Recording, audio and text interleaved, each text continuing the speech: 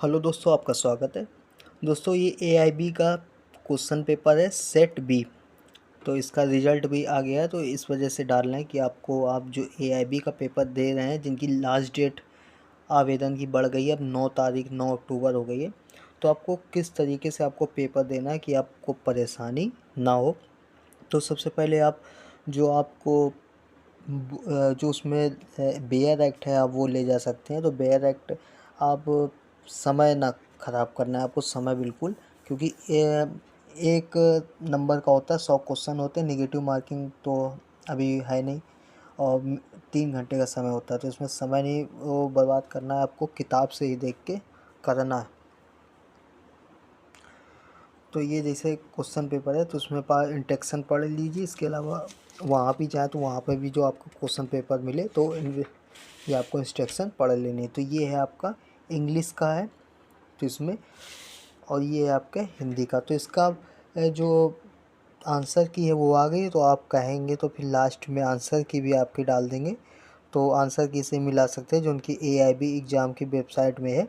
तो सबसे पहले ये क्वेश्चन आया, फरार व्यक्ति के लिए उस घोषणा निम्नानुसार प्रकाशित की जाएगी। तो आपको इस तरीके क्वेश्चन आएंगे, इंग्लिश में भी होंगे, हिंदी में भी होंगे। तो आपको आपको देख लेना है कि आपको किस में आपने भरा था, क्योंकि हिंदी, इंग्लिश और गुजराती, पंजाबी सभी में होते हैं। तो आपको उसी हिसाब से अपना जो भी भरा हो, तो जैसे हमने हिंदी में भरा था, तो हिंदी में ही हिंदी के अनुसार आप ये देना, उसी के अनुसार आपको पेपर करना। तो आपको बस ये वो जो जैसे आपको ये फरार व्यक्ति के लिए, तो ये यानी कि ये आपको सीआरपीसी में मिल जाएगा, तो उसमें देख लेना। और जैसे देखना जैसे सिविल प्रक्रिया, तो ये सिविल प्रक्रिया में आपको ये क्वेश्चन मिलेगा। तो आपको जैसे वहाँ नहीं समझ में आया, तो आपको 4 आंसर में देख लेना, जैसे आदेश 39 देख लेना, आदेश 38 देख लेना। तो इस तरीके से अगर उसमें ये मैच कर रहा है, तो आपको इस तरीके से आंसर दे देना है। तो इस तरीके से आप आंसर दे सकते हैं। तो ये इससे आपको परेशानी नहीं होगी। अगर आप क्या बोलते हैं, अपने बुक से कर रहे हैं, तो आपको सटीक पता होगा कितने आंसर हमने सही किए। जो आपके बेरक ले जाएंगे, उसी में अधिकतर आपके प्रश्न मिल जाएंगे, ज़्यादा आपको ज़्यादा ढूंढना नहीं पड़ेगा, मिल जाएंगे। बस ये है कि आपको अगल बगल नहीं देखना है, आपको जो आप बेयर एक्ट ले जाएं, बस उसी से अपना ढूंढ ले। जो नहीं मिल रहा है वो छोड़ते जाइए, बाकी जब लास्ट में समय बचे तब आप कर सकते हैं। तो जैसे ये देखिए प्रश्न है, उसके बाद दूसरा सिविल प्रक्रिया संबंधित है। इसके बाद अहमदाबाद व्यापारी, तो इसमें अगर आपको समझ में आए तो ठीक है, नहीं समझ में आए तो आप अपनी किताब में देख सकते हैं। तो इस तरीके से आपके प्रश्न आएंगे। तो ये 7 नंबर तक है। ये जैसे हमने ये टिक लगाए, तो ये किताब से देख के लगाए थे, तो ये सही है, इनमें से कोई ऐसा नहीं कि गलत है। बाकी इसके बाद आपके स्टार्ट हो जाता है ये 8। ये इधर आपका ये देखिए इंग्लिश में है। इसके बाद ये आपका आ जाता है हिंदी में। तो आपको जैसे हिंदी में नहीं समझ में आ रहा है, तो इंग्लिश में देख लीजिए, और इंग्लिश में नहीं आ रहा है तो थोड़ा, क्योंकि कभी कभी डिफरेंस होती, कभी हिंदी की चीज़ नहीं समझ में आती है, और उसी हिसाब से अंग्रेजी की होती, कुछ चीज़ें नहीं समझ में आती, तो आप इधर भी देख सकते हैं, तो आपको क्वेश्चन पूरा समझ में आ जाए। तो ये देखिए, ये जैसे ये जो हमने हाईलाइट किया, तो ये सही है। प्रतिवादी समन्स की तामील की तारीख, लिखित बयान, आर्डर 7 पेश करता है। तो जो आदेश, आप इससे देखिए ये आंसर आप में ये मिल जाएगा। तो आर्डर जो 8 है, तो ये आपको सीपीसी में दी गई, तो आप सीपीसी 8 देख लीजिए, तो उसमें वहाँ पे दिख जाएगा कितने दिन का। तो ये जैसे 30 है, तो हमने वो जो बेयर एक्ट ले गए थे, तो वहाँ ले जाने के लिए हम लोग को मिलता है, तो बेयर एक्ट इसमें आपको मिल गया था। तो इसी तरीके से 9 लग रहा है, लेकिन ये आपको शायद किताब से ना मिले, तो इस वजह से ये आपको अपने हिसाब से लगाना है। तो ये किताब में मुश्किल है या मिले। जैसे आदेश 7 है, तो ये आपको मिल जाएगा सीपीसी में। जितने भी आदेश आपको दिए गए वो 7 वो सीपीसी में दिए गए आदेश। तो आपको ये परेशानी, जैसे ये निम्नलिखित कौन सा आदेश पक्षों के मृत्यु, अब देखिए आदेश है, तो ये भी सीपीसी में है। अधिनियम की धारा सुसंगत है, तो ये देखिए 7 अधिनियम है, तो आपको ये 7 अधिनियम में आपको मिल जाएगा। तो इसकी धारा 6 आंसर सही है इसका है। उसके बाद जब व्यक्ति एक बात का पक्षकार है, दायित्व के अजनबी के दायित्व पर आधारित है, तो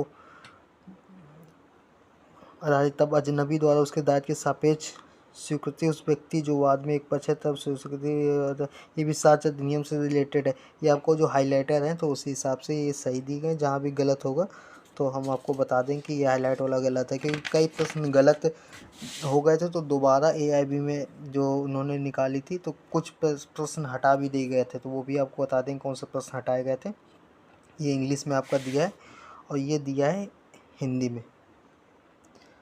तो इसमें जो उन्होंने एआईबी में जो आंसर की निकाली थी तो इसमें जो सही आंसर है इसमें ये वाला है, इसमें हाईलाइटर ये वाला नहीं है, इसमें आंसर 19 का ए नंबर है। और उसके बाद 20 नंबर ये आपका विभाजन प्रतिकरण, ये आपका क्या बोलते हैं ट्रिब्यूनल सेल में, तो ये दोनों सिविल प्रक्रिया, इसका सही आंसर ये है। उसके बाद 21 में मध्यस्थता मीडिएशन, ये आपको क्या बोलते हैं बेयर एक्ट आपको ले जाने तो उसमें आपको मिल जाएगा।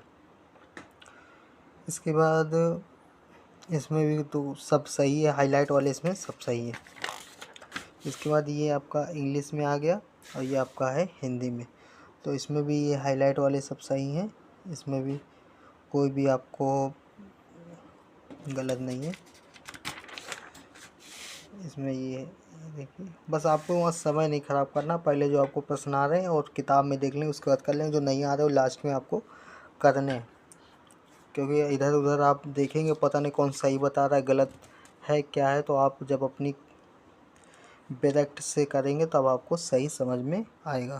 तो ये देखिए ये सभी जितने भी हाईलाइट वाले हैं सभी सही हैं, तो ये देखिए प्रश्न आपको दिख रहा है, इसमें भी आपके इंग्लिश में दिए गए हैं और ये हैं हिंदी में, तो इसमें भी जितने भी हाईलाइट वाले हैं वो सभी सही हैं।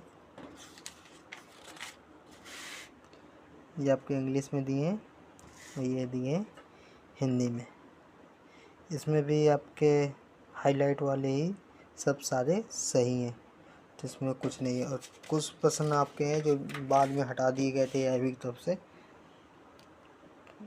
तो ये भी इसमें आपके सही है, ये भी इसमें भी आपके जितने हैं सब सही हैं। ये भी आपके इंग्लिश में दिए गया है और ये आपके इसमें हाँ इसमें एक ये 84 नंबर जो है 82 नंबर ये हटा दिया गया था, ये उनका ये नंबर नहीं जोड़े गए थे। उसके बाद ये 84 ये 2 प्रश्न हटा दिए गए थे क्योंकि इसका सही आंसर नहीं मिल पाया था, या जो भी हो, तो इसमें जो उसमें जो उन्होंने एआईबी में जो आंसर ये अपलोड की थी तो उसमें हटा दिए गए, तो आप ये देख लीजिए। बाकी आंसर की जो होगी उसमें हम लास्ट में लगा देंगे, तो वहाँ से आप देख सकते हैं। ये आपके इंग्लिश में है, ये आपके हिंदी में प्रश्न दिए गए हैं।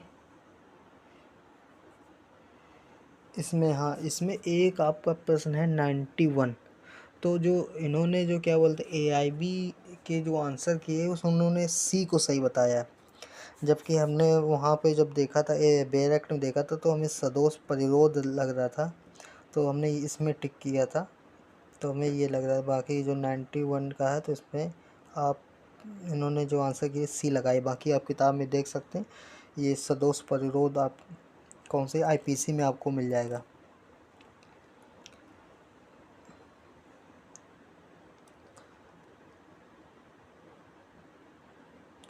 बाकी इसके बाद ये है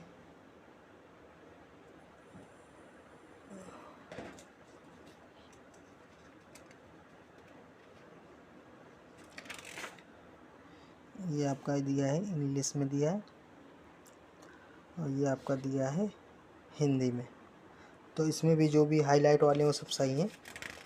तो अब ये देखिए प्रश्न का, तो सबसे पहले ध्यान देने वाली बात ये है जो हम बता रहे हैं। सबसे पहले आप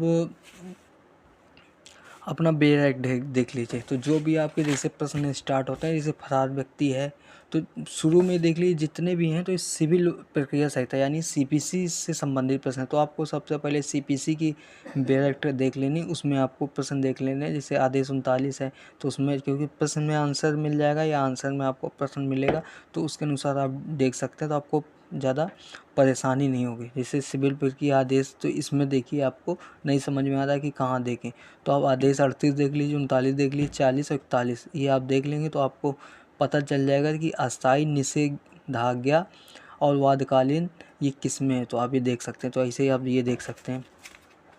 इसके बाद आप देखिए ये साच, ये तो CPC यहाँ तक चल रहा है। इसके बाद यहाँ से स्टार्ट होता है साच अधिनियम। तो आप साच अधिनियम वाला देख सकते हैं, तो वो CPC आप देख लीजिए। तो इस तरीके से आप देख सकते हैं।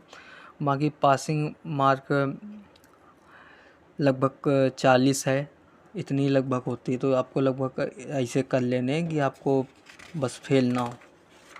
तो इस तरीके से आप कर सकते हैं। बाकी अगर कोई भी प्रश्न पूछना तो आप कमेंट बॉक्स में पूछ सकते हैं। तो बाकी हमने प्रश्न देख लिए किस तरीके से आते हैं। तो आपको ज़्यादा परेशान होने की ज़रूरत नहीं, बस आपको जब एग्ज़ाम सेंटर पहुंच जाए तो बस वहाँ पे आपको इसी करना, अपने बेयर एक्ट में ही ढूंढना है। बेयर एक्ट में जो आप किताब से देखेंगे तब आपको क्लियर समझ में आएगा। फिर उसमें आप जोड़ सकते हैं कितने आपने सही किए कितने गलत, क्योंकि कई लोग ने जो दूसरों से पूछे थे या दूसरे के उसमें गए थे दूसरे के भरोसे, तो वो फेल हो गए। तो आपको बेयर एक्ट में देखना है, क्योंकि हमें भी ज़्यादा वहाँ जानकारी इसमें नहीं थी। तो बेयर एक्ट में हमने देखा था। तो बेयर एक्ट आपको ले जाने की उसमें दिया ही कि आपको बेयर एक्ट ले जानी है बिना नोट्स के। तो आप बेयर एक्ट आपको तो ले ही जानी है। तो वो तो आपको वहाँ कोई रोकेगा नहीं, तो आपको ले जानी, इसके अनुसार आपको करना है। बाकी वीडियो आपको पसंद है तो लाइक करें, सब्सक्राइब करें। अगर और भी आपको कुछ पूछना है तो कमेंट बॉक्स में पूछ सकते हैं। बाकी AIB संबंधित या ला संबंधित वीडियो हम लाते रहते हैं, तो सब्सक्राइब भी कर लीजिए चैनल। धन्यवाद। और अगर आप सहयोग करना चाहते हैं तो एक ज्वाइन बटन है, सब्सक्राइब करने के बाद ज्वाइन बटन आता है, तो ज्वाइन बटन को भी हमारे सहयोग कर सकते हैं चैनल को। धन्यवाद। वीडियो पसंद आए तो लाइक करें।